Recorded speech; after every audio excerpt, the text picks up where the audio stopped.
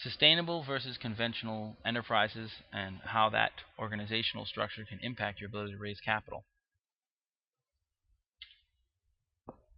Sustainable is a term that has an amazing spectrum of definitions. On the one hand, it can just be someone who believes that as long as they design their organization so that uh, it is not dependent on any one leader, any one customer, any one location, that it can continue on for many years or decades to come, that is a definition of sustainable that many people use. There is a definition that means that you are making sure to minimize your negative impact on people and the planet.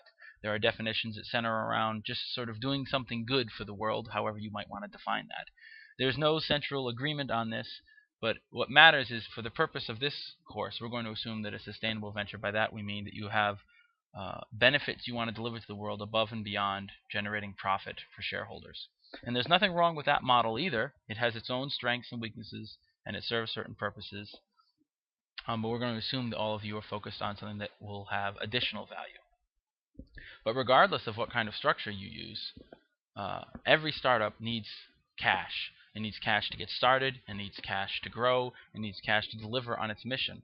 Whether your mission is creating a great soft drink, or helping people lose weight, or solving world hunger, if you want to have a gigantic impact, you need to have a structure that allows you to have some cash. And obviously, the more money that you earn, the more of an impact you can have. We can take we all know this from the perspective of for-profits. It's easy to see the people with the yachts. We think about that. But the money doesn't have to only be spent on yachts. It can be spent on yachts. There's nothing necessarily wrong with yachts, but they can also be spent on doing more good. If you look at the Red Cross, they haven't taken a vow of poverty. The executive director of the Red Cross gets paid a very, very nice salary. Not perhaps as well as they could get in the corporate sector, but certainly much larger than likely any of us are making.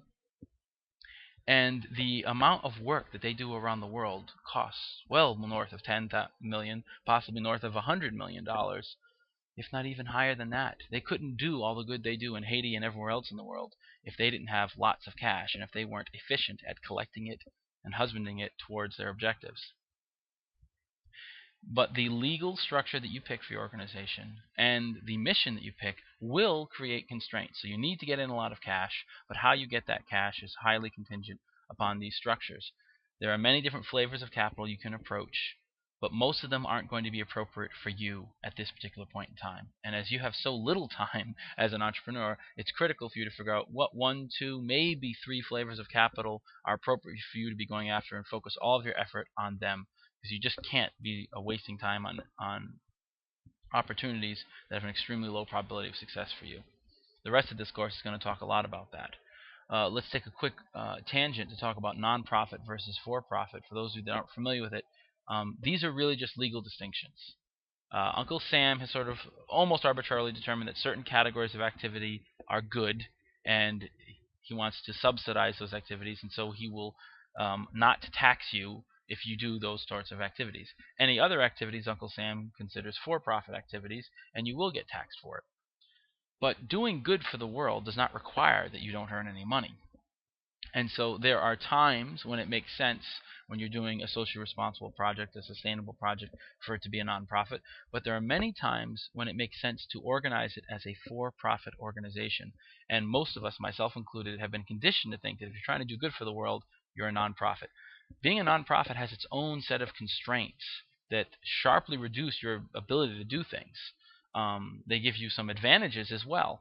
But in many cases, you want to make sure you understand, in all cases, you want to understand what those strengths and weaknesses are so you can design accordingly. And I want to end with the fact that you do not necessarily have to pick one or the other.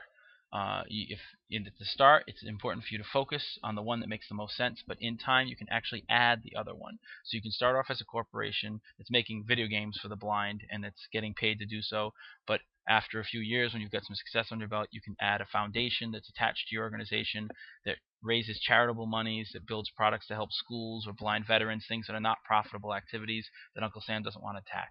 There are ways to put both of these together so that you can accomplish more of your mission without sacrificing. And I just wanted to make you aware of that. Thank you. I'll take questions online.